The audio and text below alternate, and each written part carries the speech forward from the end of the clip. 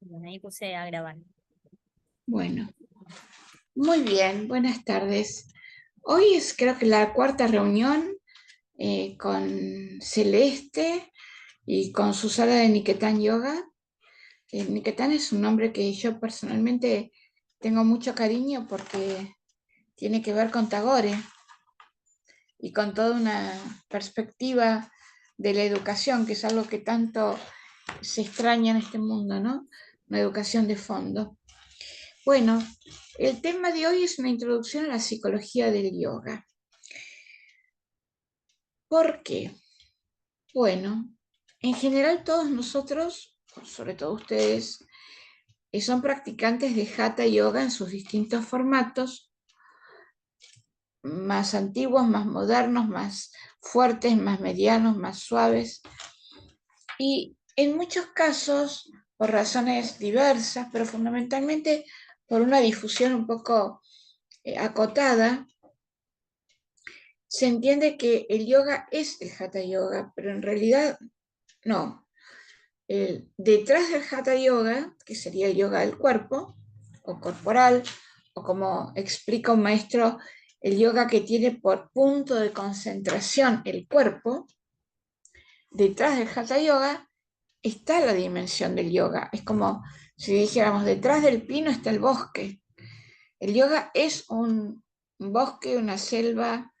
El yoga es una dimensión del espíritu de la India. Y una de sus partes fundamentales, que es altamente eficaz para la vida cotidiana en la India o en Occidente, es la psicología que subyace al yoga y que en muchos casos tiene alguna que otra raíz desde el budismo. ¿Por qué esa psicología es eficaz para el hombre actual? Por lo siguiente, porque no arraiga solamente en una cuestión de orden cultural. Bueno, acá hay que hacer algunos matices. No arraiga solo en lo cultural, sino que arraiga en la constitución del hombre como hombre. Y el hombre es el mismo siempre.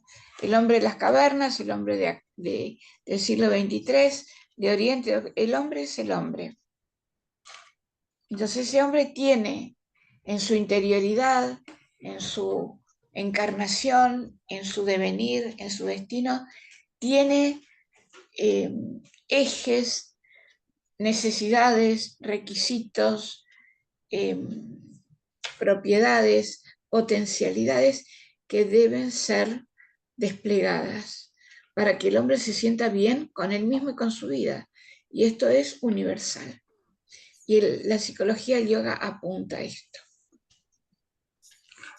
Muy bien. Hay un libro icónico, que ya lo mencioné en algún otro encuentro, que es el Yoga, Inmortalidad y Libertad de Mircea Eliade. Ya he hablado de él, no puedo evitarlo. Es uno de los libros más importantes que se han escrito sobre el yoga hasta la fecha. Es un libro que ya tiene largos 60 años. Y Eliade, después de definir el yoga como una dimensión del espíritu de la India, se pregunta, ¿pienso o me piensan? ¿Qué dirían ustedes? ¿Ustedes piensan o los piensan? Probablemente si los piensan ni se den cuenta. Esta pregunta apunta a hacer autoconsciente el margen de autodominio, de independencia, de autonomía que cada uno de nosotros tiene en el momento de construir su vida.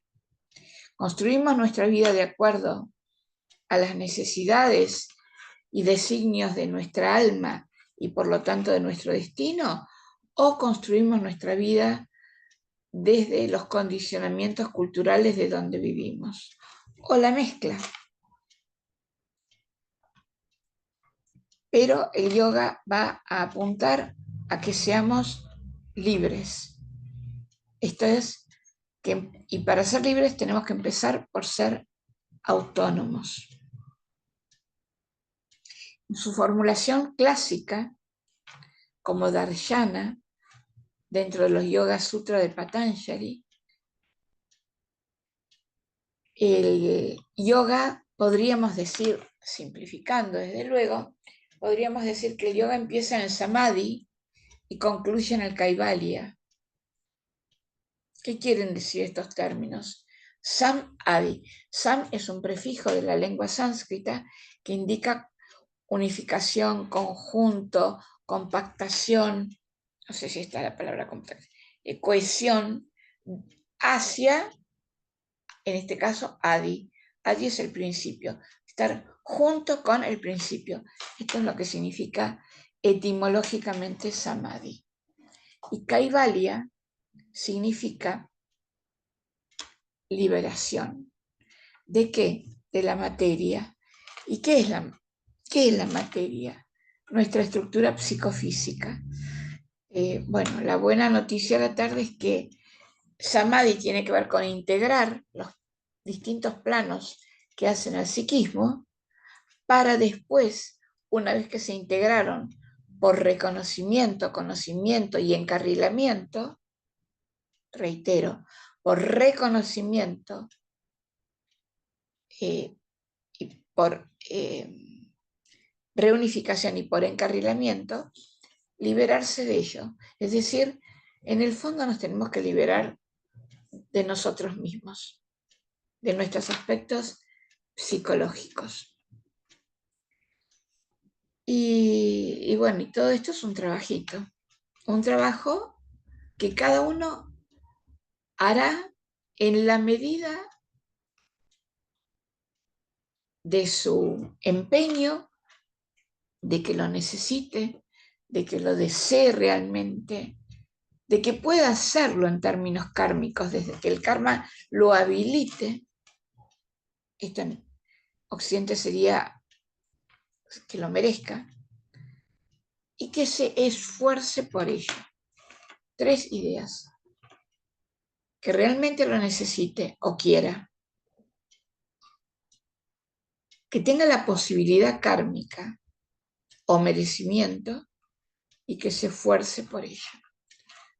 Si con estos 3 remos transitamos con la barca de una orilla a la otra, la transitaremos como según cada uno pueda remar, más rápido, más lento, más bucólicamente, más enérgicamente. Esto ya depende de cada uno, pero que la otra orilla está, que nos promete una liberación, autonomía, autoconocimiento, la felicidad que viene con el autoconocimiento, eso está. Y funciona. Y funciona no solamente en términos de una persona santa o ascética, sino funciona también para el hombre común. Puede mejorar la calidad de vida, sin duda, pero de vuelta, sin varita mágica, sino abocándose a ello. Bueno, esa es la importancia de introducirnos en el mundo psicológico que entorna la práctica del Hatha Yoga. Esto es lo primero que les quería decir. Un segundo punto que quería mencionar hoy es el siguiente. En la historia del desarrollo, del desenvolvimiento de lo que podríamos llamar filosofía de la India, hay 2 grandes brazos, la filosofía ortodoxa y la filosofía heterodoxa. La heterodoxa es el budismo, no vamos a ir hoy por ahí. La ortodoxa se va desplegando a través de los textos sagrados y llega un momento que se conoce técnicamente como la época escolástica, en la cual las enseñanzas de el mundo sapiencial hindú, védico hindú, se organiza a través de 6 darshanas. La palabra darshana significa puntos de vista. ¿Por qué puntos de vista? Porque la búsqueda es la búsqueda de la realidad, pero nadie puede ver la realidad entera. Somos hombres finitos. Lo finito no abarca, no abraza, no compendia, no puede contemplar lo infinito, solo puede ver perspectivas de ello, puntos de vista. Eso es lo que significa la palabra darshana. Y las darshanas son 6. Y cada una de ellas tiene, para algunos autores, para algunos estudiosos del mundo indio, tiene un correlativo con un grupo de ciencias occidentales. Por ejemplo, la mimamsa tiene que ver con los aspectos doctrinales del ritual. El Vedanta tiene que ver con la metafísica y así sucesivamente. Pero el yoga, puntualmente el yoga, tiene que ver con la psicología. Dicho esto, el yoga es la psicología clásica de la India hindú, de la India ortodoxa. Y esta psicología, por supuesto la palabra psicología es occidental, es de psique, de alma. La noción de alma no está en Oriente, estaríamos sustituyendo la noción de alma por mente, emociones, por un conjunto. Este yoga, que fundamentalmente es psicológico,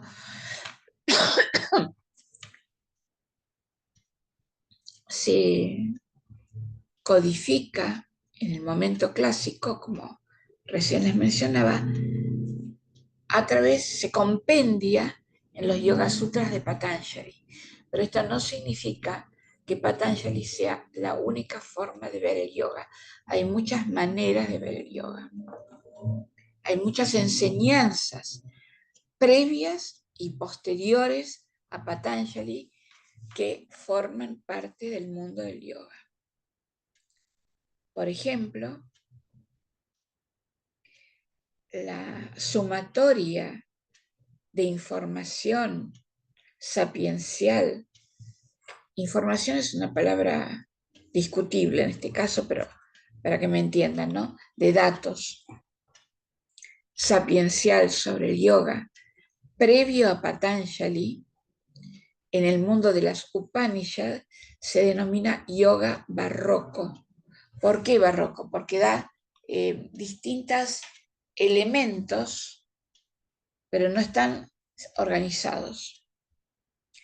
Después está el yoga épico, que es el que tienen en el Bhagavad Gita, que fundamentalmente va a presentar 3 canales. El canal del yoga a través de la devoción, o del servicio, o del conocimiento. Bueno, y todo esto constituye una inmensidad de conocimientos de tal magnitud que en un momento determinado, lo cual es clásico de la India, cuando algo se expande mucho, se comprime. ¿Y dónde se comprime? En los sutras, que son pequeños versos, como versos alejandrinos, y ahí sí se sistematiza todo lo que anteriormente había estado diversificado. Este trasfondo forma parte de lo que podríamos llamar el camino espiritual del yoga. Y ahí sí, el camino espiritual del yoga no es para cualquiera. Fundamentalmente es para el hombre que nació en la India, por razones kármicas.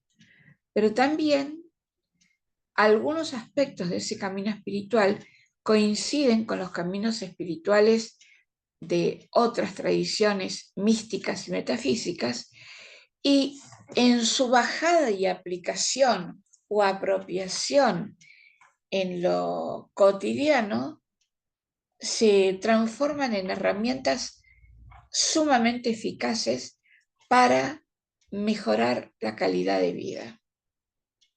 ¿Vamos bien con esto, Celeste? Bueno,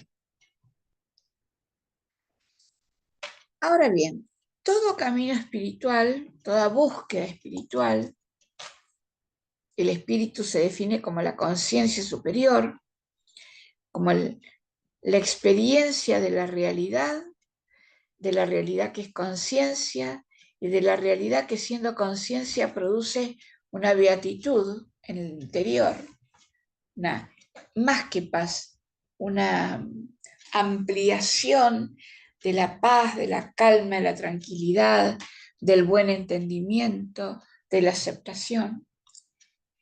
Ese camino espiritual necesariamente debe estar precedido por un aspecto psíquico. Dicho de otro modo, los seres humanos somos seres materiales, psicológicos y espirituales. Somos una unidad trina. Sin embargo, funcionamos psicológicamente. Entonces, el plano psíquico debe ser puesto en orden, estabilizado, reparado, reintegrado, antes de poder acceder a lo espiritual. Si este principio no se cumple, muy probablemente choquemos con, a la larga, no a la corta, pero sí a la larga, con una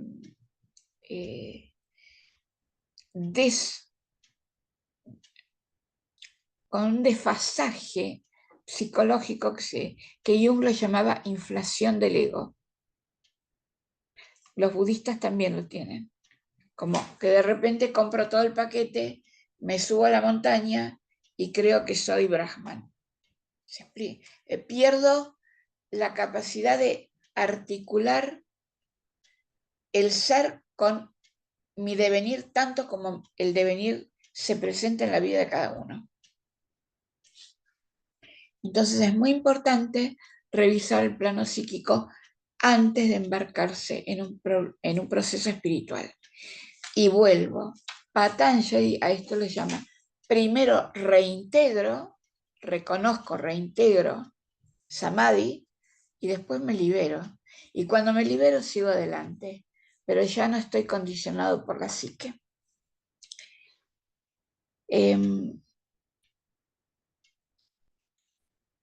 ¿Qué nos van a decir los distintos momentos de esta psicología del yoga? Nos van a dar una serie de enseñanzas / recetas. Una de las más antiguas que tenemos es en el mundo del yoga barroco, es decir, en el mundo del yoga de las Upanishads, y siendo Upanishads, que son los textos sagrados más sagrados de la India, el lenguaje de ese texto sagrado es el símbolo. Y el símbolo del proceso psicológico del yoga está dado en la Katha Upanishad, a través de la analogía del carro. Y dice lo siguiente, se los leo porque además es un texto muy bello. Dice, es un diálogo, ¿no? Entonces el maestro le dice al discípulo, conoce que el ser es el señor del carruaje y que el cuerpo es el carruaje mismo.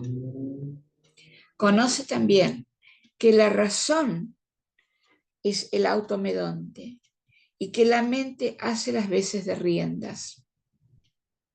También se dice que los caballos son los sentidos y que los caminos son los objetos de los sentidos. Cuando el alma se identifica con la mente y con los sentidos, se dice que el ser tiene gozos y tribulaciones. Acá está dando una jerarquía de planos. Está el señor del carruaje, el conductor del carruaje, las riendas, los caballos y los caminos de los caballos. Son 5 planos, de adentro hacia afuera o de arriba hacia abajo. Reitero, el dueño del carruaje, la palabra que utiliza estrictamente es el señor del carruaje, el que conduce el carruaje, el auriga, o acá lo llama automedonte, las riendas, los caballos y sus caminos. Entonces, esto lo primero que tenemos es una jerarquía. Nosotros, por supuesto, estamos como seres humanos comunes del lado más externo de esa jerarquía. Estamos perdidos en los caminos y tenemos que remontar hacia el carruaje, hacia el señor del carruaje, que sería el señor, conectarnos con el señor de nosotros mismos. Esto no es una visión teológica. El señor de nosotros mismos es nosotros mismos, pero una vez que hemos traspasado todas las barreras, todos los impedimentos, todas las capas que constituyen nuestro psiquismo. Y si no lo hacemos, nuestro psiquismo nos lleva puestos por cualquier camino. Y ahí perdemos nuestro señorío sobre nosotros mismos y ahí perdemos la pregunta del día de ¿pienso o me piensan? Cuando los caballos me llevan por cualquier lado, ahí estoy siendo pensado por el afuera. ¿Se entendió esta imagen? Cuéntenme un poquito.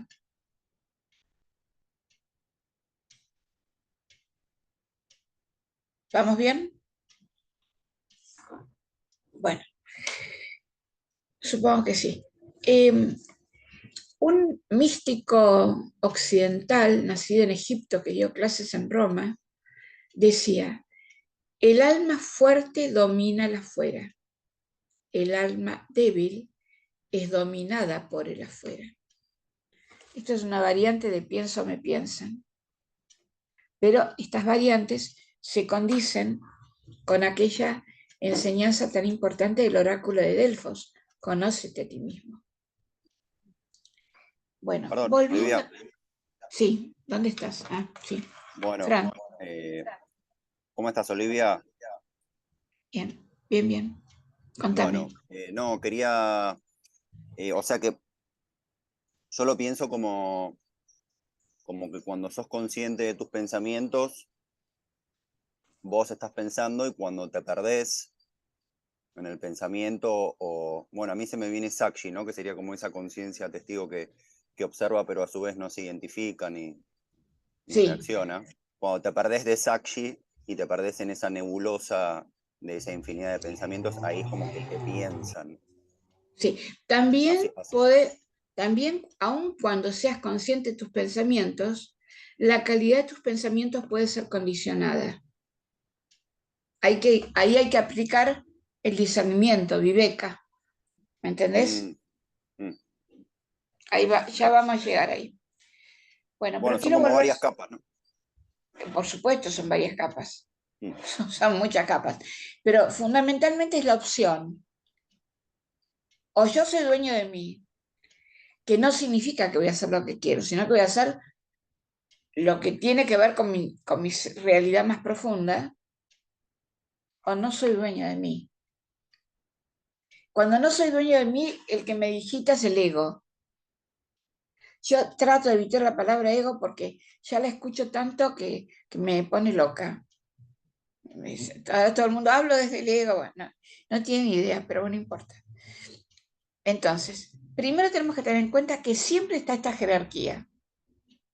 En este caso, con la analogía del carro. Pero miren cómo sigue el texto del carro. Retomo un pedacito del final. Dice, cuando el alma se identifica con la mente y con los sentidos, se llama el que tiene gozos y tribulaciones, es decir, el que vive en medio de la dualidad, el que es hackeado por la dualidad. Hoy estoy bien, mañana estoy mal. ¿Nunca les pasó un día estar en la cresta de la ola y otro día estar que no pueden con ustedes mismos? Seguramente les pasó. Y continúa el texto y dice, el que carece de buen entendimiento, cuya mente está siempre insegura, no es dueño de su propia vida. Y es semejante a la auriga que trata de guiar corceles indómitos. Pero el que posee buen entendimiento y mente segura, ese es dueño de su vida, como el cochero que guía corceles dóciles.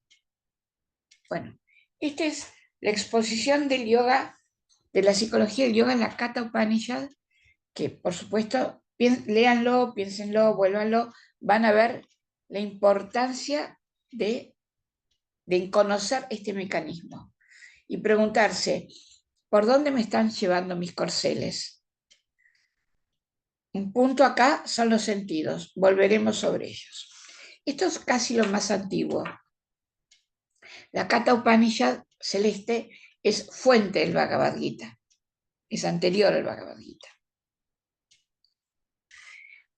Posterior a la Katha, por supuesto está el Bhagavad Gita, que es altamente complejo, eso lo dejamos para otro momento.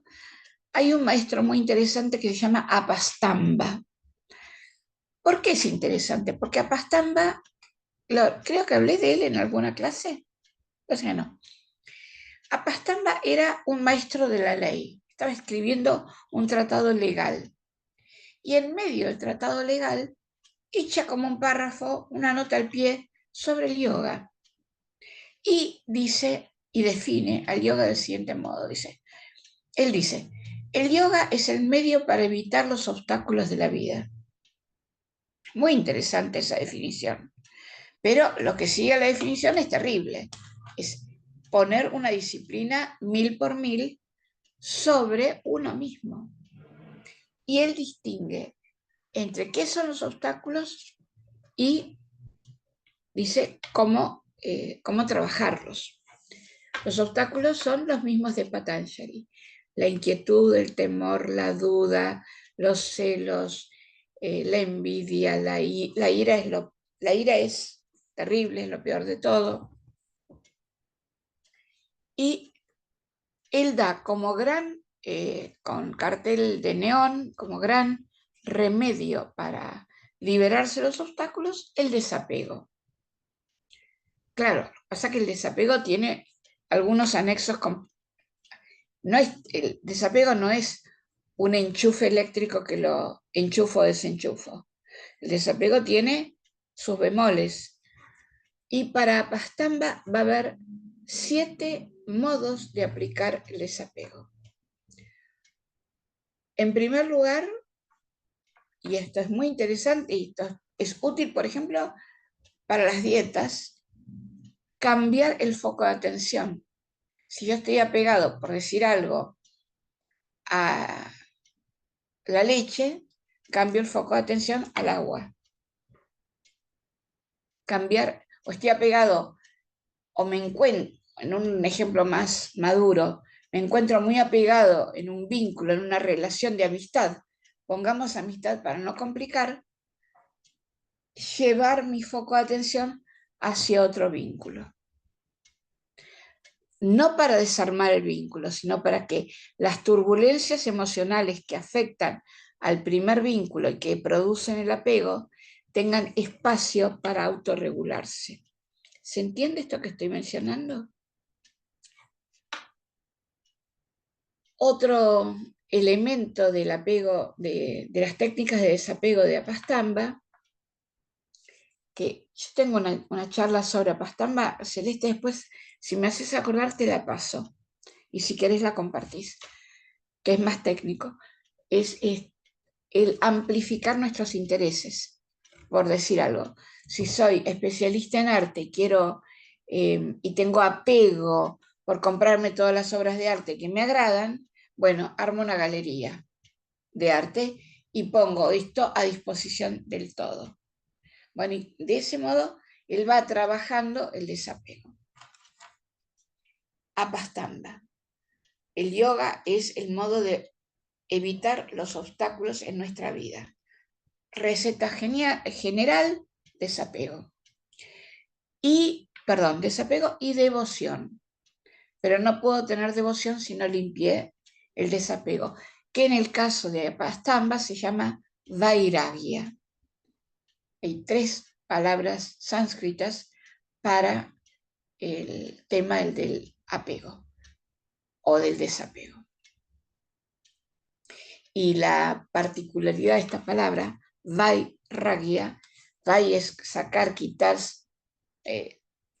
apartar, raga es rayas, y laguna rayas, es quitar la pasión, es desapasionamiento, sería una traducción casi etimológica.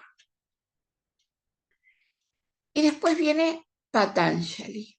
Patanjali, con sus Yoga Sutras, con sus 4 libros de Yoga Sutra, es el que consolida el yoga. Una cosa, Fran, Patanjali no habla de Sakshin. Sakshin es una noción propia del Vedanta, pero Patanjali prepara para el testigo. Lo que pasa es que en el yoga moderno hay una simbiosis del yoga y del Vedanta. Pero hay que tratar de tener presente esta idea de que no puedo alcanzar la conciencia testigo si no limpié el sistema pensante. Patanjali, en sus 4 libros, el primero se llama justamente Samadhi, el segundo se llama Sadhana, que es la práctica. Ahí están los 8 pasos, los 8 angas que ustedes conocen sobradamente, si no los repasamos. El tercer libro se llama Siddhis, que son perfecciones, y el cuarto libro se llama Kaivalya. Pero el cuarto libro, desde el mundo académico, es discutido, no se sabe si es real, si forma parte de la enseñanza general o no, bueno, no sé.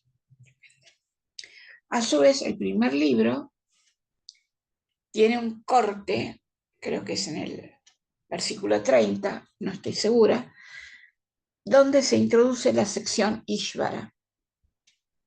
Y esto es muy importante porque cuando Patanjali, es un dato técnico, pero por ahí les viene bien, cuando Patanjali consolida y constituye los Yoga Sutras, lo hace teniendo presente la filosofía del Samkhya, que es una filosofía, comillas, ateísta.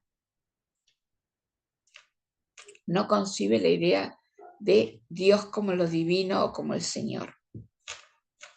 El Samkhya. Y Patanjali se sube a esta corriente Samkhya.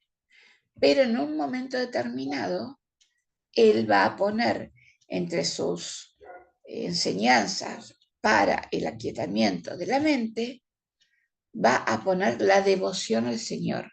Y ahí rompe con el Samkhya e introduce todo lo que es la parte devocional, que por supuesto ingresa a Patanjali a partir de los influjos del Bhagavad Gita.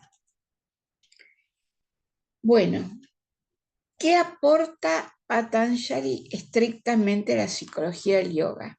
Los aportes específicos se encuentran en el primer capítulo, en este capítulo que se denomina Samadhi, palabra que ya le hemos comentado y que en una traducción podríamos hablar de reintegración, reintegrar las distintas fases de la mente, de la psique. Por supuesto, la estructura de este primer capítulo es una estructura literaria tradicional que comienza señalando el punto de partida. Entonces, ¿con qué palabra empieza Patanjali? Ata. No ata de Hatha Yoga, sino ata, escrito A-T-H-A, ata, que significa ahora. Ahora es una palabra que tiene una connotación de bendición, porque ancla ahora. No hay mayor bendición que estar presente en el momento presente. Esto viene del budismo también. Y no hay mayor bendición que estar presente en el presente porque si logramos estar presentes en el momento presente, debilitamos el karma. O sea, debilitamos el arrastre condicionante de la mente, de la Matrix, si quieren ponerlo en términos muy modernosos. Entonces, Ata, ahora, dice Patanjali, ahora comienza la enseñanza del yoga. Y define, el yoga es el aquietamiento de los procesos de la mente.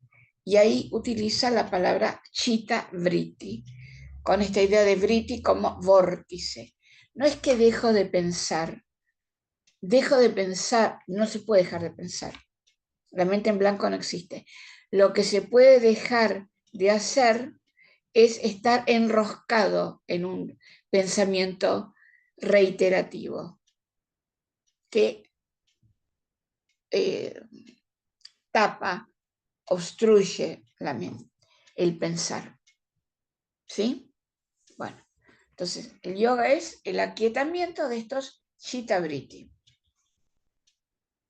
¿Y para qué? Que es el tercer sutra, que es muy importante y muy olvidado. Ya lo hemos visto en alguna otra clase. El yoga es el aquietamiento de la mente para que el espíritu pueda ver. O sea, ahí nos propone Patanjali, entre su definición del segundo sutra y el propósito del tercer sutra, nos propone un salto cualitativo de nivel ontológico y epistemológico. Ahí dejo de funcionar psicológicamente, eventualmente, si logro hacer todo esto, y paso a ver. Ahí la palabra que se utiliza para la conciencia es drishta, el vidente. Si estoy conectado con drishta, sería, Fran, el equivalente del Vedanta del testigo. Es la visión de la realidad como tal. Bueno, y como Patanjali es altamente sistemático, sitúa ahora, dice lo que va a hacer, enseñar yoga, define el yoga, explica para qué y da la alternativa. Y dice, y si no haces esto, si no hago yoga, quedo atrapado por las 5 modificaciones de la mente. Empezando por algo que al mundo occidental le pone la piel de gallina, que es quedar atrapado en el pensamiento conceptual. Esto es terrible, esto es realmente terrible, porque todos nosotros occidentalmente estamos formados conceptualmente. Nuestro sistema de metodología, de conocimiento científico es conceptual. Bueno, y acá viene Patanjali y te dice, no sirve. ¿No sirve totalmente? Sirve para algunas cosas, no sirve para lo que Patanjali busca. ¿Qué busca Patanjali? Que el vidente vea. Es decir, Patanjali busca un proceso espiritual. Para otro tipo de cosas que no son un proceso espiritual, el conocimiento conceptual sí me sirve. Si quiero aprender a manejar, necesito conceptos. Si quiero aprender química, necesito conceptos. Si quiero aprender la vida, necesito conceptos. Para el mundo espiritual no. El mundo espiritual se conoce a través de la experiencia. Entonces, la primer trampa de la mente que no hace yoga es quedar envuelta en lo conceptual y olvidar que el conocimiento de uno mismo viene engarzado en la experiencia. ¿En cuál experiencia? En toda la experiencia de toda la vida de cada uno. Experiencia que está detonada, disparada por el propio karma. ¿Vamos bien? Bueno, y después da otros 4 turbulencias de la mente: el sueño, el error, y otras 2, que tienen que ver con el pensamiento común. Pensamiento común, esto es lo que nos debe quedar claro. Pensamiento común no nos sirve para un camino espiritual. Y lo que busca Patanjali, y por ende, lo que busca Patanjali como compilador clásico del yoga, es trasladarnos a otro nivel de comprensión de la realidad, que podríamos llamar también sabiduría. Siempre ese salto del segundo al tercer sutra, ese salto de lo psíquico a lo espiritual que propone Patanjali, siempre es un salto que va a estar entornado por el esfuerzo, las ganas y las posibilidades kármicas que cada uno tenga en su haber y decida poner en juego.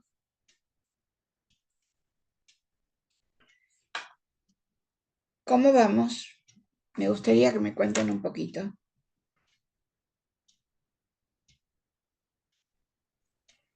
¿Voy yo?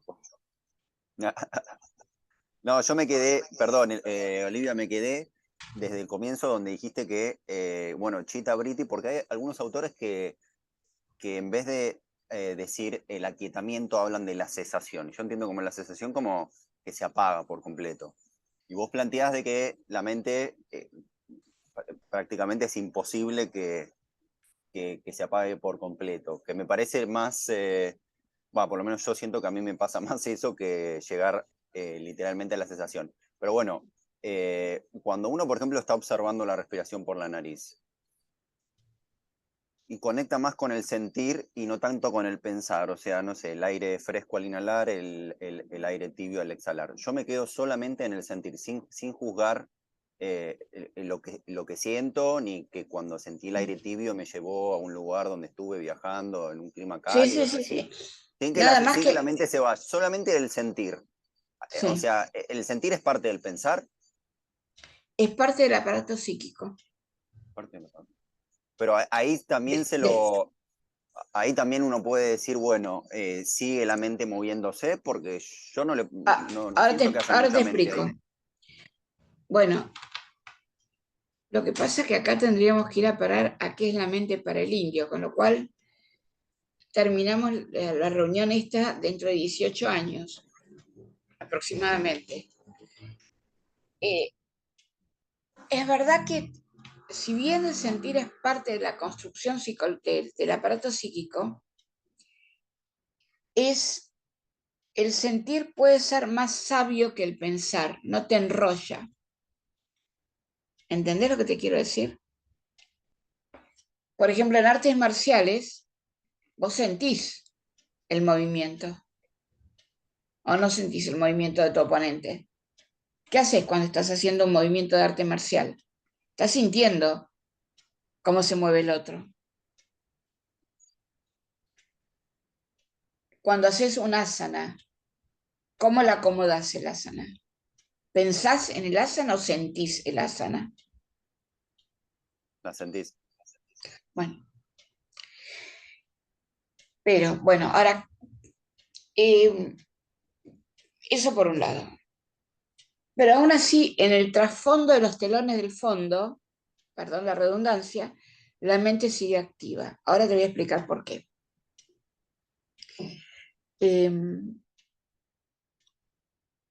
Con respecto a aquietar o cesar, la palabra es niroda. La raíz es nirud. Y nirud significa como, es en media, no es nirvana, pero es un familiar. Y la idea que hay atrás de esa raíz lingüística, ¿te acordás las lámparas de Aladino que tienen aceite? que tienen un tornillito? ¿Las conoces? Según como el tornillito de combustible o no, la llama es más alta o más baja. Sería la idea de bajar, de apagar la lámpara. Entonces esto puedes tomarlo como aquietar, como apagar. Otra imagen muy importante, budista e hindú, para esta idea del Chittavriti, es Alata Shanti. Alata es antorcha. Shanti, Shanti es quieta. Es concentrarse en una antorcha que arde en un lugar sin viento. ¿Cómo, les pregunto a ustedes, cómo antorchas, se acuerdan las antorchas de los romanos? La antorcha del medieval con la cual iban por los pasillos. A ese tipo de antorcha estoy hablando. ¿Qué pasa con una antorcha? Una antorcha en movimiento, una antorcha quieta. A ver qué me cuentan. La antorcha quieta da más luz. También. La antorcha, la imagen es esta. Antorcha que arde en un lugar sin viento. Si no hay viento, como una vela, por ejemplo, la llama es quieta, no se mueve, o casi no se mueve. Si no se mueve, no oscila, no es irregular, no es inestable, no arroja sombra, solo ilumina. Pero si vos vas con la antorcha, probá de ir con una antorcha o con una vela por un lugar con viento, la llama es inestable, por ahí se apaga, te ilumina, no te ilumina, ¿entendés? Esa es otra imagen muy importante para entender lo que hay atrás del término Chittavrita Nirodha. Más a fondo y por qué la mente no para es por lo siguiente. Y perdón por dónde me voy a meter. Les había comentado que el yoga tiene por detrás el Samkhya, ¿se acuerdan? Bueno, ¿qué dice el Samkhya? Samkhya básico. ¿Qué me cuentan? Sí, el concepto de Purusha y Prakriti. Muy bien. Purusha significa... El Samkhya es así como el yoga es la psicología, el Samkhya es la cosmología. Hay dos principios que crean el mundo, Purusha y Prakriti. Bien, ¿quién es Purusha? El principio espiritual. Definido como qué?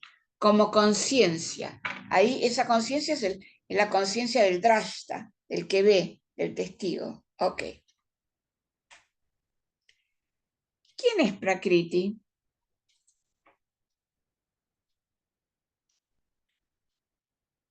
Dejé de verte, Fran. La materia. La materia. ¿La materia es solo materia?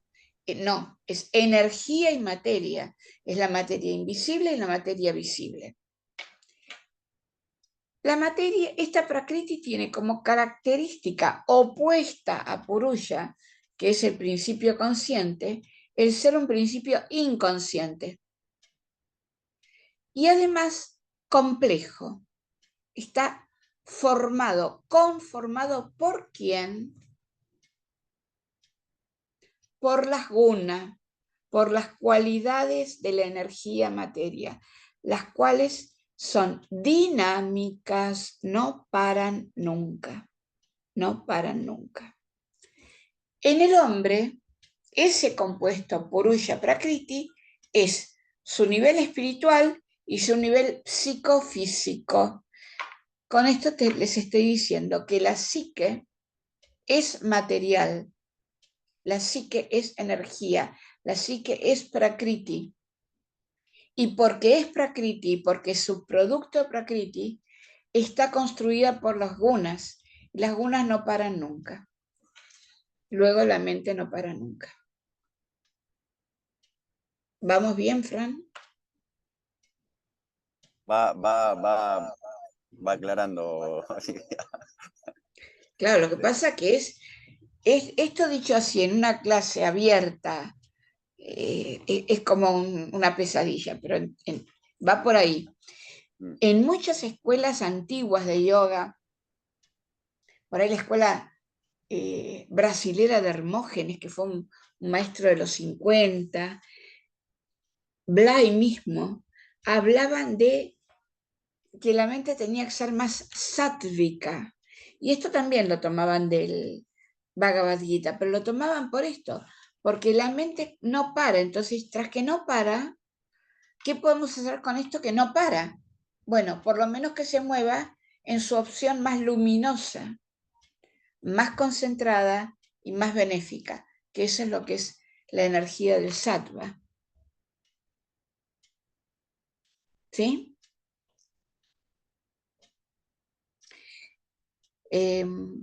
Hay un verso famoso del Bhagavad Gita que dice, y que se aplica a este mundo, a este plano donde nosotros todos vivimos. Dice, todas las cosas ocurren en el tiempo por el entramado de las fuerzas de la naturaleza, que son las gunas. El hombre necio cree que actúa, o sea, cree que piensa, cree que es dueño de sí. El sabio conoce qué guna, qué energía domina a otra y se ve libre de su hechizo. Pero estar libre de su hechizo no significa que las apartó, las eliminó, las sacó del medio. Significa que no le influyen. Pero la mente no para. La mente es un subproducto de Prakriti, no puede parar. A lo sumo, todo el gran entrenamiento que subyace al yama y niyama y a muchos otros detalles, intentan que la mente sea lo más pura posible. Porque por otro lado, no se debe concentrar sin purificar, porque si concentro sin purificar, la concentración fortalece. Entonces, si concentro sin purificar, fortalezco lo luminoso y lo oscuro. Pero la mente no para. ¿A qué te referís con concentrar? Todo. Cualquier forma de yoga se basa en la concentración. Te concentras en el aliento, te concentras en el cuerpo, te concentras en la mente, te concentras. Todo el proceso de yoga, el samadhi, al ser una reintegración, es una concentración. Y a través de esa concentración uno no se está purificando, limpiando Si vos no te también. concentras, si no purificás antes, concentras todo. Lo lindo y lo luminoso y lo no.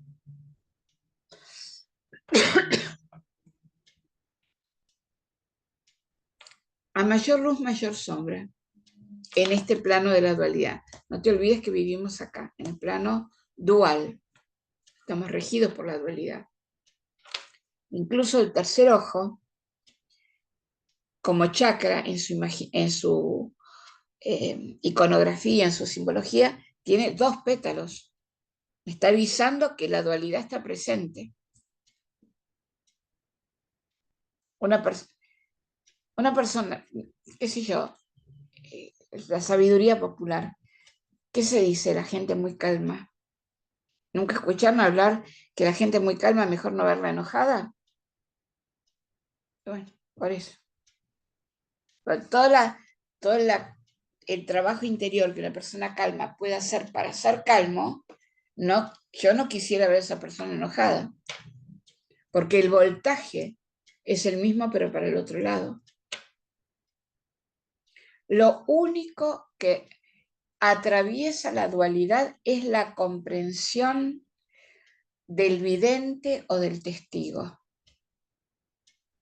Pero para eso hay que hacer ese salto ontológico de lo psicológico a lo espiritual.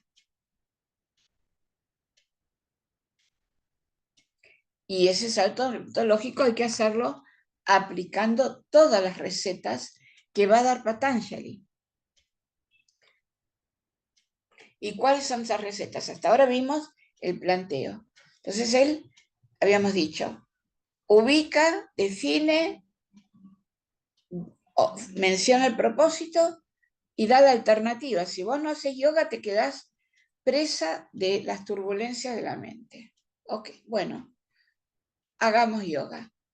¿Cómo me libero de esas turbulencias? Y ahí Patanjali va a dar 3 grandes recetas, que yo diría, a la altura de esta charla en este momento, serían los 3 grandes pivotes de la psicología yoga aptos para todo público y en lo cotidiano, incluso ahora y en Occidente. Aún teniendo en cuenta que Patanjali es un camino ascético, no es un camino intramundano como puede ser el Bhagavad Gita. El Bhagavad Gita es la enseñanza del yoga para el hombre de la calle, para el guerrero, para el héroe. El Yoga Sutra es la enseñanza del yoga para el monje. Y no cualquiera puede ser un monje. Tiene que haber habilitaciones kármicas. De cualquier forma, las recetas que da Patanjali a este nivel son, la mayor parte de ellas son aptas para todo público. Lo primero que va a decir Patanjali para no quedar atrapado por la mente es ejercicio y desapego. ¿Qué entienden ustedes por ejercicio?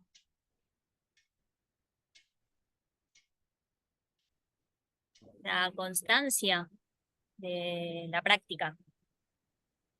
¿De cuál práctica? Y según Patanjali, de la meditación. De la práctica ética meditativa constante. De la práctica ética meditativa.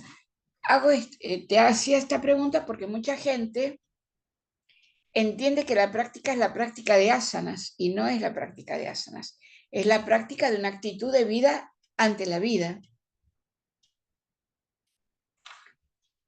Y el desapego es, en el caso de Patanjali, y esto es acá sí hay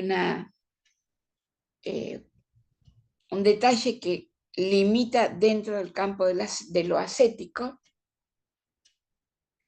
Dice, el ascetismo es tener conciencia de no desear ni lo visible ni lo invisible.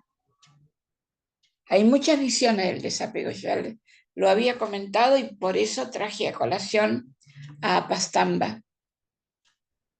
En el caso del desapego en Patanjali, la forma feroz en cual él describe y enseña el desapego, esto solo lo pueden transitar los ascetas, porque es una eliminación absoluta del plano desiderativo. No desear ni lo visible ni lo invisible. ¿Se entiende esto? Les muestro la contraparte. En el Bhagavad Gita, el desapego se define como la renuncia a los frutos de la acción. Ahora yo les pregunto, ¿es lo mismo? ¿Una noción de desapego que la otra? No te oigo. Estás muteada. No, estaba hablando con Franco, discutíamos sobre lo que preguntaste. No pensé que... A mí me parece que sí, que el fin es el mismo. Sí, pero la forma es la misma. Forma no pareciera, ¿no? No. No. Una cosa es tener conciencia, no desear nada, ni Claro. visible ni invisible. Es corto de raíz el deseo. El asceta. El héroe no corta de raíz el deseo. hace lo que tiene que hacer, pero renuncia al fruto de la acción. ¿Cuál es, qué está involucrado acá en el medio? El plano biológico. Si vos no tenés ningún tipo de deseo, se va morigerando las fuerzas vitales. Claro, no tenés más ganas de vivir. Claro. Bueno, no puesto en esos términos, pero digamos. Bueno, más o Ahora, menos. y claro, pero eso lo puede transitar una Z, que ya cumplió todos los planos previos. No lo puede transitar un héroe. Imagínate un Arjuna, un príncipe, un guerrero, que va a la batalla sin ningún deseo. ¿Qué le pasa? Lo matan en 2 segundos. Es imposible ir a una batalla sin deseo o sin propósito de ganar. Entonces, desapego es una palabra muy amplia que no tiene la misma aplicación en un ámbito que en el otro. En cuanto a Patanjali y a la primer, entre comillas, receta de Patanjali para liberarnos de las ilusiones de la mente, ejercicio y desapego. Ejercicio es apto para todo público, pero el desapego de Patanjali solo lo es para una Z. ¿Vamos bien acá? Bueno. Pero Patanjali era muy sabio, entonces dice, si esto no le funciona, pruebe lo otro. ¿Qué es lo otro? Y ahí aparecen las bhavanas. Bhavana es una palabra que se podría traducir como meditaciones. Esta segunda, bhavana escrito B larga H A V corta A N A. Bhavana. Esto sí viene de una raíz budista, que son los 4 sublimes. Entonces, ahí hay como un formateo de la mente. Acá, Fran, iríamos por una recolocación del proceso pensante en su plano más luminoso. Y estas bhavanas dicen, en ese formateo que proponen a la mente, indican 4 actitudes éticas hacia el devenir. Primero, buena disposición con lo agradable. Segundo, indiferencia con lo no meritorio. Tercero, compasión con lo doloroso. Y cuarto, que es lo más difícil, alegría con el mérito ajeno.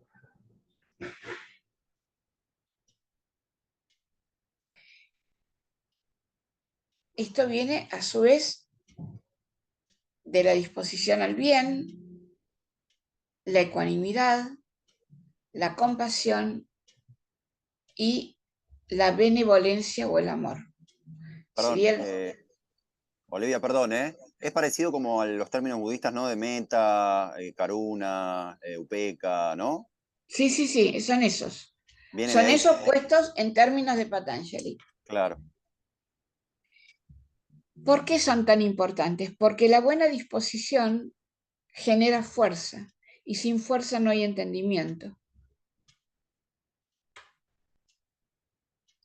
Y porque nuestra mente es dual y porque la carga kármica siempre es negativa. Entonces hay que tratar de ver por dónde por dónde se abren las situaciones. Estamos hablando de las situaciones comunes de la vida. La vida, los caminos de la vida y los cambios, mejor dicho, los cambios, las transformaciones de la vida se dan por los caminos que están abiertos, no por los que a uno se le ocurre. Por eso hay que tener buena disposición al bien para detectar esas aperturas. A su vez, el segundo, indiferencia con lo no meritorio, que sería ecuanimidad, es no dicho en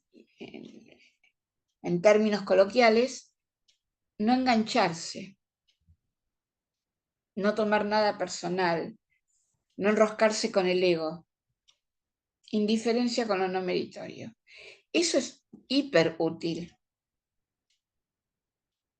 Por supuesto habría que ahondar qué es meritorio, qué no, pero bueno, no importa. Pero es no engancharse.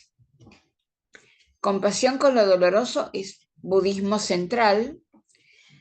Compasión, que es karuna, el término budista es karuna, no significa lástima, significa una abisal comprensión de la unidad de la vida por la cual aquello que está padeciendo el otro lo pude haber padecido o lo estoy padeciendo, lo padeceré yo.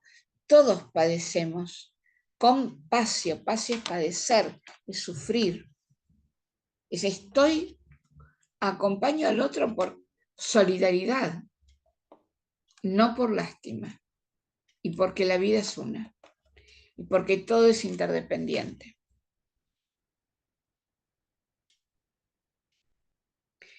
Y el cuarto, que correspondería a metta, que también metta podría ser en sánscrito maitri, término que alude a la amistad o el amor.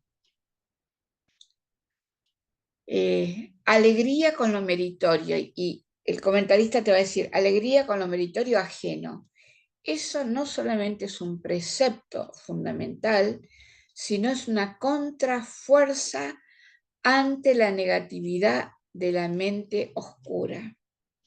Muy puntualmente es una contrafuerza ante la envidia y los celos. Y eso es, si yo no querría decir el más importante, pero casi. Bueno, ¿vamos bien? ¿Esto ustedes se acuerdan de haberlo visto por ahí en la primera reunión? Me parece que no. No. Ricardo, ¿cómo vas? Bien, bien, interesante cómo está planteando todo y bueno, me estoy quedando con una imagen o con un redescubrir el texto de El Carro, me hace como resonar mucho el tema de esa antorcha que va deteniéndose o que sigue y la importancia que hay que darle a este detenimiento, ¿no? Este, así que bueno, nada, me voy quedando con varios conceptos eh, para trabajarlos mucho más profundamente. Eh, Me quedo con esta antorcha que va ardiendo en dos fases, ¿no? O en una fase quieta o moviente. Muy bien. Sí, Sí, a mí, el tema del carro es como que me hace como una contraposición interesante con esta antorcha, ¿no? Que vos mencionabas antes. es que son dos distintas analogías. Sí, El carro te da toda una jerarquía, los ujú, sentidos, la razón, el entendimiento y la conciencia. ujú, En cambio, la antorcha es un punto de apoyo. A mí me ocurrió reiteradamente en distintos momentos, en la época que daba muchas clases de práctica, a veces venía gente que tenía práctica y a veces gente que no, que era la primera vez en su vida que caía en una clase de jata, ¿no? Y una vez me cayó un chico, un muchacho, cerca de 30 años, llevado empujado por la madre, pero el muchacho vivía en el mundo de la noche, estaba en otra historia, totalmente lejos del yoga. Y por casualidad, yo esto no lo sabía, en el momento de la relajación pasó la indicación de fijar la mente en la antorcha que arde en un lugar sin viento. Y ese chico que venía muy agitado y emocionalmente, pero se aquietó, se niveló absolutamente. Es muy poderosa como imagen. hay capítulos dentro de la literatura sánscrita y budista dedicados a la antorcha. Es muy, muy interesante. Pero te cuento esto para señalar que cumple una función diferente del carro. El carro parte de los caballos o de los caminos de los caballos, que son los sentidos. Bueno, ¿a dónde me están arrastrando mis caballos? ¿Yo los llevo o ellos me arrastran? ¿Y cuáles son las etapas de reorganización de ese sistema sensorial? La razón, el entendimiento y la conciencia. Serían las riendas, el cochero y el dueño del coche, el señor del coche. Bueno, y Patanjali. Patanjali, el primer receta es ejercicio de desapego. La segunda son estas 4 que son derivaciones del budismo, ¿no? Ahí se nota la mano del budismo adentro del texto de Patanjali. Y la tercera receta de Patanjali, en este primer capítulo, que es el capítulo psicológico, es, dice, como diciendo, si no funciona lo primero ni lo segundo, vamos por lo tercero. ¿Qué es lo tercero? La concentración en el nombre del Señor. Ok. ¿Cuál es el nombre del Señor? Ese, dicho sea de paso, ese Señor es el mismo Señor del carro. El nombre del Señor es la sílaba sagrada Om. Bueno, ¿qué es el Om? Es un mantra que abre un espacio sagrado. ¿Qué decimos cuando decimos Om? El Om se escribe Aum y tiene un puntito. Y se refiere, el Om nos recuerda que pertenecemos como seres vivientes al dominio de la A, de la U y de la M, donde la A es el mundo físico y nuestra corporeidad, la U es el dominio psíquico y nuestra interioridad, y la M es el dominio espiritual y nuestro origen y final. Y cuando decimos el Om, si ustedes prueban, van a ver que comienzan a decir el Om con los labios entreabiertos, el sonido viene de afuera, la A se sumerge en la U, generando la O, reverbera contra el paladar y resuena por adentro de la nariz hasta un punto, que es el tercer ojo. Porque ese símbolo de la M y el punto es desde donde todo nace y a donde todo vuelve. Cuando decimos Om, estamos reconociendo esta estructura antropológica y cosmológica, o sea, del hombre y del universo, que es una estructura triple. Somos seres, somos una unidad triple, que se los dije hace un rato. Pertenecemos al mundo físico, al psíquico y al espiritual. ¿Cuál es el problema? Nosotros en Occidente vivimos, experimentamos, transitamos como si la única realidad fuera el mundo físico, la A. El devenir del mundo físico determina nuestro estado y esto nos lleva a un punto de profunda infelicidad. Esto produce lo que los antiguos occidentales llamaban la pérdida del alma. Y cuando hay pérdida del alma, puede haber deceso. Hay que recordar que somos una unidad triple. Hay que recordar el Om. O no hay que repetir el Om como un loro. Perdón, no por el loro. Hay que repetir, hay que entender qué es lo que uno dice cuando dice Om. Hay que conectar los distintos niveles de la realidad a las cuales alude, apela, convoca el hombre.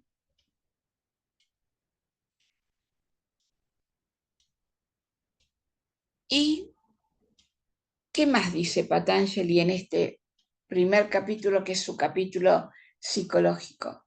Él dice que si hacemos todo esto bien, como este hacer es también una acción, y toda acción tiene una reacción, desde luego. Entonces, esa reacción deja una huella kármica, pero esa huella kármica, que es la que deja el trabajo interno, y así se llama oficialmente la implementación de las recetas psicológicas, esa huella kármica tiene un peso ontológico, posee una realidad espiritual más fuerte que la realidad, que las huellas que nos deja el devenir común. Y en ese sentido nos va abriendo las puertas del camino espiritual. Las huellas del proceso de la práctica interior, las huellas de la práctica interior tienen una intensidad de realidad que nos permite ir abriendo nuestros caminos interiores. También lo tiene esa huella la meditación, y también tiene esa huella la lectura de textos sagrados. Ahora bien, ¿cómo se manifiesta todo esto en la vida común? Bueno, el punto crítico, como está en la analogía del carro y como está en los 8 miembros de Patanjali, los cuales se explican en el segundo capítulo, es: ¿manejo o no manejo mi sistema sensorial? Y acá debo reiterar, si manejo si puedo manejar, gestionar, entrenar mi sistema sensorial, puedo ser dueño de mí mismo. Si no manejo mi sistema sensorial, inevitablemente caigo en la ilusión de la mente. Y la ilusión de la mente trae dolor. Este es el primer efecto. El segundo efecto es que si logro el primero, debilito el patrón de condicionamiento psíquico. Ahí, en vez de ser pensado, comienzo a pensar, comienzo a tener autonomía. No solamente porque me doy cuenta de mis pensamientos, sino que me doy cuenta de la calidad de mis pensamientos y del origen de mis pensamientos. Entonces, puedo empezar a reconocer y debilitar el patrón kármico.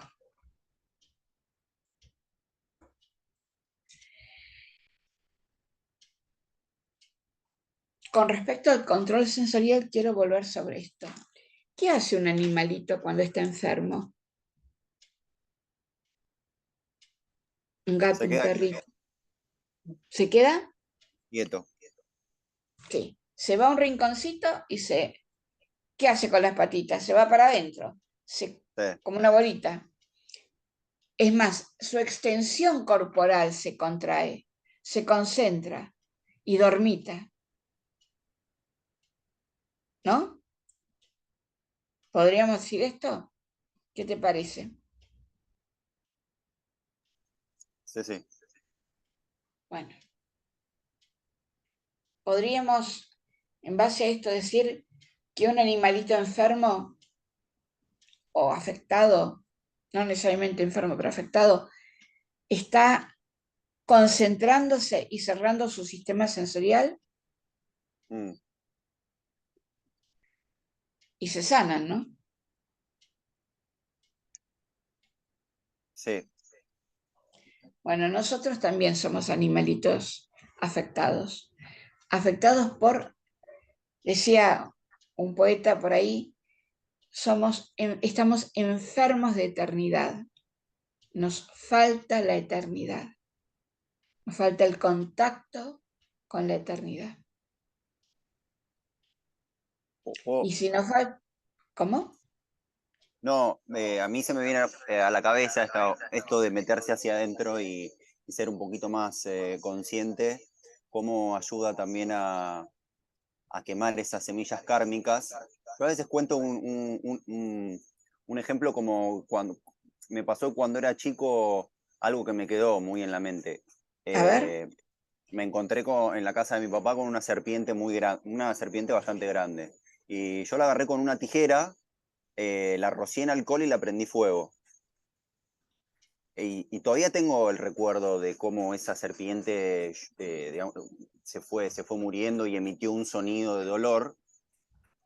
Entonces, uno puede vivir en una nebulosa sin ser consciente de esa mala acción que hizo, o a veces me ha pasado como de meterse hacia adentro, como vos decías recién de los animales, que el término sería como pratyahara, ¿no? Y en ese Claro. meterse hacia adentro aparece como una conciencia más profunda, que esa misma conciencia es la que te purifica, porque al meterse hacia adentro y al ser más consciente, quizás hay una conexión un poco más profunda entre mente y corazón, y al meditar y haber conciencia y haber unión mente-corazón, me nace naturalmente, como de alguna manera, como pedir perdón, por más de que ya hayan pasado años, como pedir perdón a ese acto que cometí en el pasado, para de alguna manera equilibrar ese karma. Está bien, la serpiente ya se murió, pero al menos me nace el corazón pedir perdón y... Sí, por haber infligido un daño. Claro, y de alguna manera equilibrar, entre comillas, un poco ese karma al pedir perdón. Entonces, de alguna manera, ese ser más consciente, ese meterse hacia adentro, que también te lleva más al corazón, te ayuda bueno, a purificar y a quemar todos esos, bueno, no sé, serían esos términos de Sí, limpiar. samskaras y vasana, no sé. Limpiar. Flor de experiencia, te diré, ¿no? Porque más allá de la situación concreta, una serpiente es un ser viviente. Cualquier ser Sí. viviente. No se inflige daño al ser viviente. Esto no al lugar.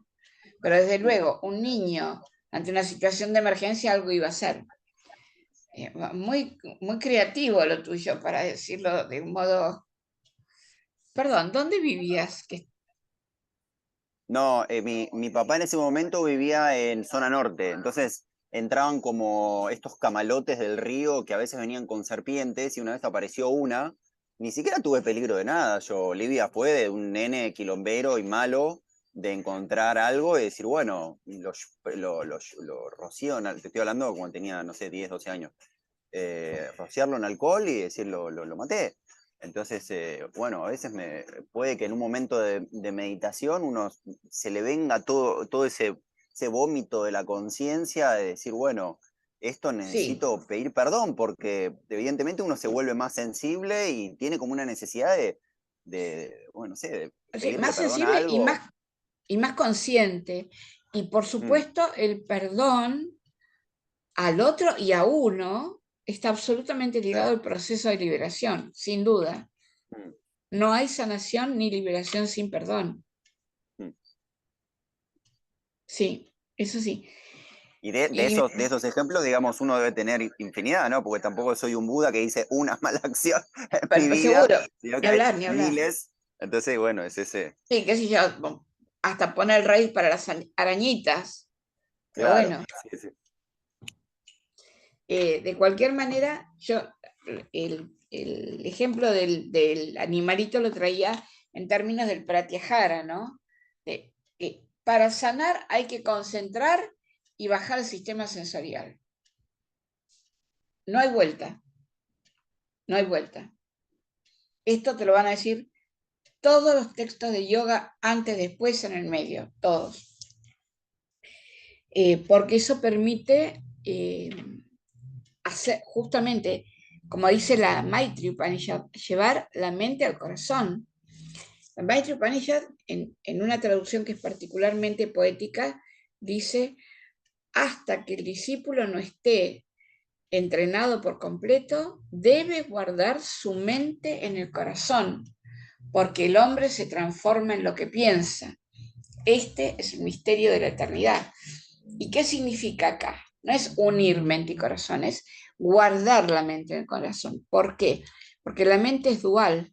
Entonces, cuando la mente, que es dual, se guarda en el corazón, que es un símbolo de unidad y de centro, estamos subordinando la dualidad a la unidad. Y ahí está el alineamiento.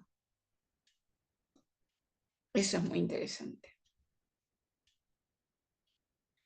Bueno, yo iría dejando por acá, Celeste, y les mandaría más tarde, bueno, en estos días, si querés, si te parece, que fue una conferencia, alguno por ahí ya la vio, que di para la Embajada de la India en la pandemia sobre el desapego, sobre las distintas fases del desapego, que yo creo que vendría bien para completar esto. Dale, buenísimo, Olivia. O si hay preguntas, bueno, vamos por las preguntas o dudas.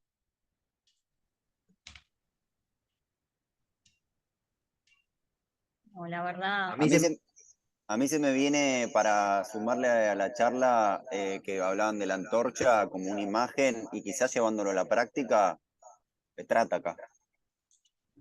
Sí, pero la antorcha la haces con ojos cerrados, ¿eh? O sea, tenés que mantener la imagen. Es más fuerte que un trataka. Bueno, pero en Trataka vos mirás la vela y después mantenés la imagen en Chigakaya. También. Que estaría tomado de la antorcha. La antorcha es muy antigua. Está en las Upanishads, está en el cuerpo budista, está en los comentarios. Bueno, muy bien. Recuerden, si el afuera, que en estos días estamos con el afuera a nivel de la 9ª sinfonía,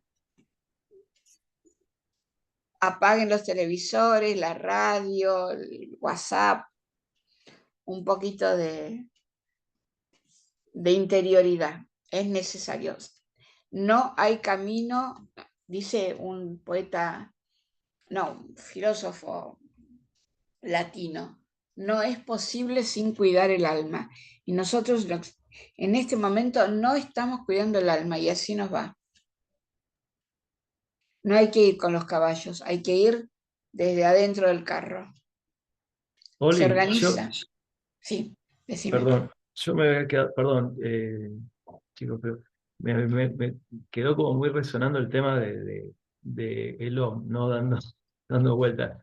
Cuando vos vas, no sé, hacer yoga o vas para algunos cursos de meditación, vamos a llamarlo muy sui generis y muy contemporáneos, que falta profundidad, ¿sí?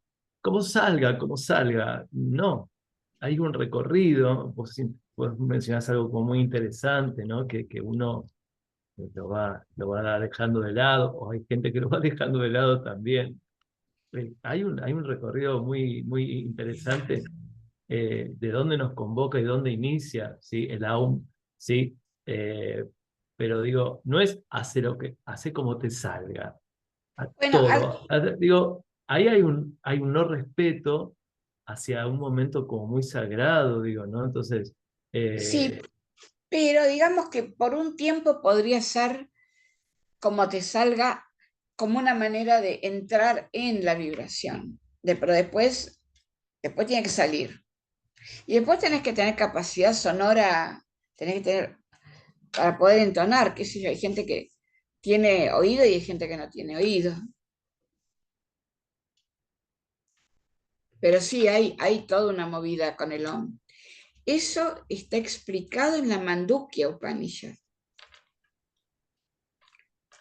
Y también, ¿qué ocurre? El yoga se ha difundido por todo el mundo, gracias a Dios, porque es una gran herramienta, pero se ha difundido en distintos niveles.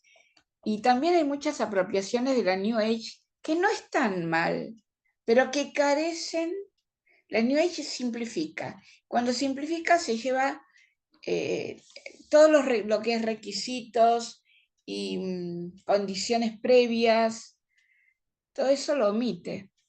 Y así después es como te salga, ¿entendés? Pero el OM es muy interesante. ¿Puedo decir algo, Olivia?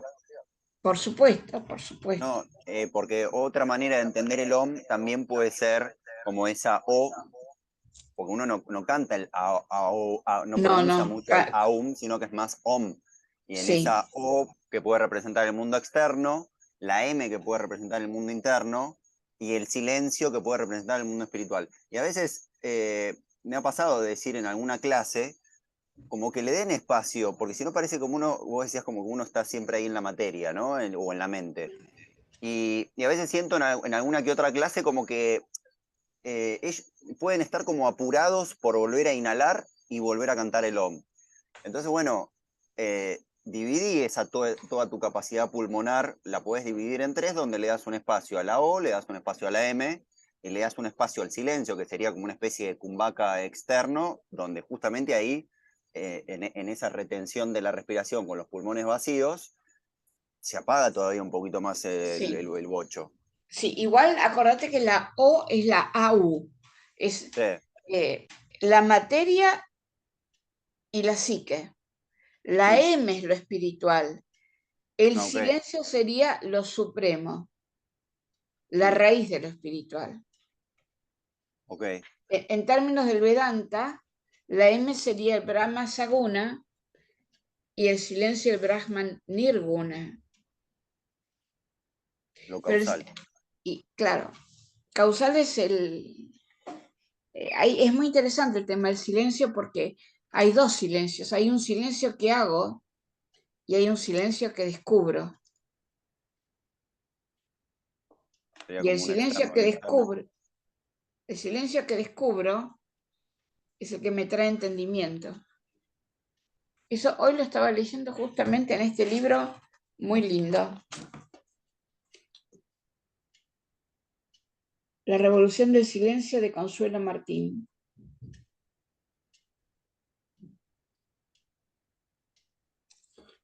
¿Qué dice? A ver si lo encuentro.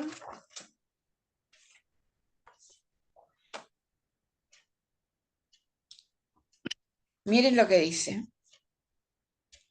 El intelecto, el lugar donde se manipulan conceptos, representaciones de la realidad, no es el techo de nuestra inteligencia. No es el techo de nuestra inteligencia. Existe la posibilidad de trascender el intelecto y hacer una llamada al silencio. La inteligencia hace esa llamada. El silencio no aparece cuando se acalla la mente. Surge cuando la mente está callada porque ha comprendido. El estado de silencio al que nos referimos es el verdadero silencio que pasa por la inteligencia. Detrás del pensamiento, detrás de la visión clara e inteligente nos acompaña el silencio para penetrar en los misterios del silencio y allí nos encontramos con nosotros mismos. Eso es muy interesante. Dos silencios, uno que acallo y otro que descubro. Y donde descubro, me descubro.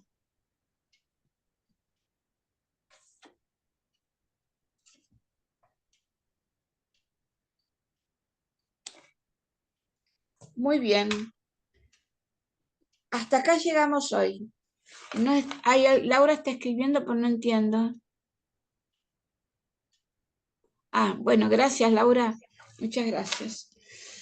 Perseverar. Esto no es de un día para el otro. Hay que, como dice el mismo Patanjali, ¿no? El ejercicio requiere tiempo, perseverancia y tiempo. Y funciona. Y funciona. Bueno, que tengan lindo sábado, lindo fin de semana, que las vidas les sonría, que se abran los caminos y que puedan ampliar su capacidad de recibir el bien en todos los corazones. Besito. Muchas gracias, Elvira. De nada. Gracias. Chau, chau. Hasta luego. Muchas gracias. No, de nada, nada. Cariños.